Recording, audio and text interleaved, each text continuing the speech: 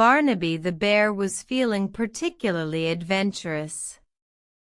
He remembered Professor Hoot telling him about how some old trees had high-up, secret hollows, like a forest attic.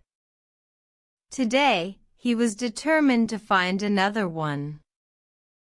He wandered towards the Whispering Willows by the sleepy river, their long, graceful branches trailing almost to the ground. One ancient willow stood thicker and more gnarled than the others, its trunk full of interesting knobs and crevices. This old willow must have seen many seasons, Barnaby the Bear thought. Perhaps it has a secret attic spot. He began to climb, his claws finding good holds in the rough bark. Higher and higher he went, peering into every shadowy opening. Finally, near the very crown of the willow, where several large branches fanned out, he spotted it, a dark, sheltered opening tucked away, promising a cozy, hidden nook, just like the attic Professor Hoot had described before. But there was a challenge. A thick, heavy curtain of old, tangled ivy and some densely packed, drooping willow leaves hung directly in front of the opening, completely obscuring the way in. It was like a green, leafy barrier. Barnaby the Bear pushed with his nose, then a paw, but the leafy curtain was surprisingly resilient and heavy. "Oh dear," he mumbled. "It's like this attic has a blockage." Just then, Professor Hoot the Owl glided down from a higher perch in a nearby pine, having watched Barnaby's efforts. "Having a bit of trouble there, little bear?" "Professor Hoot!" Barnaby exclaimed, relieved. "I found another wonderful attic place, I think. But there's this heavy leafy thing in the way. I can't seem to get past it to see inside." Professor Hoot peered at the ivy and leaf curtain. "Ah, I see. In those homes built by beings beyond our forest, their attics don't just stay open.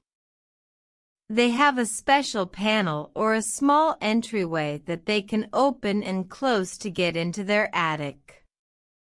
They call it an attic door." "Attic door?" Barnaby repeated, linking the new word to his current predicament. "So, it's like a special opening for an attic?" "Precisely," Professor Hoot hooted. "An attic door is what you use to enter that hidden space. And this old willow, in its own way, seems to have created a natural attic door with these thick vines and leaves." "So this leafy curtain is the attic door?" Barnaby asked, looking at the tangled greenery with new understanding. "You could certainly think of it that way," Professor Hoot affirmed. "It guards the entrance to the willow's secret attic. You just need to figure out how to open this particular attic door."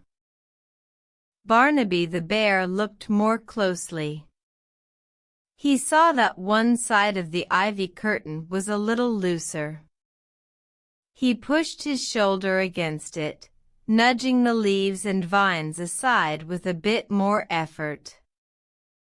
With a rustle and a swish, a section of the leafy curtain parted, revealing the dark, inviting hollow beyond.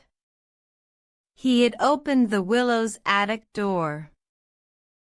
"I did it," Barnaby whispered, peeking into the dusty, sheltered space. It smelled of old wood and dry leaves. Indeed you did, little bear, Professor Hoot said. You found the Willow's attic, and you learned how to open its very own special attic door. Barnaby the Bear felt a thrill of discovery.